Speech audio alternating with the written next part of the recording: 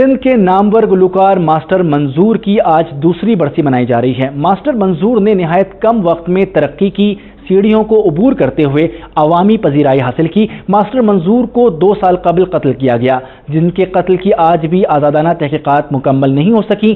دیکھتے ہیں امتیاز علی کی رپورٹ۔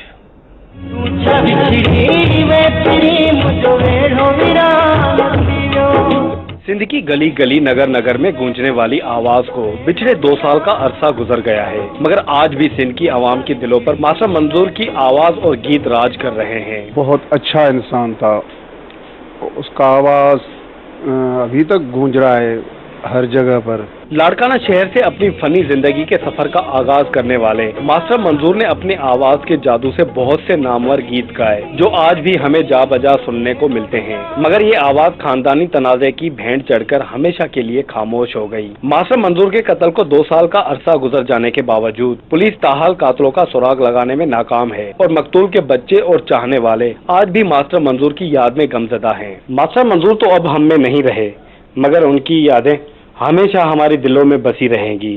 کیمرہ مین عباس علی کے ساتھ امتیاز علی، حیدرآباد اب تک۔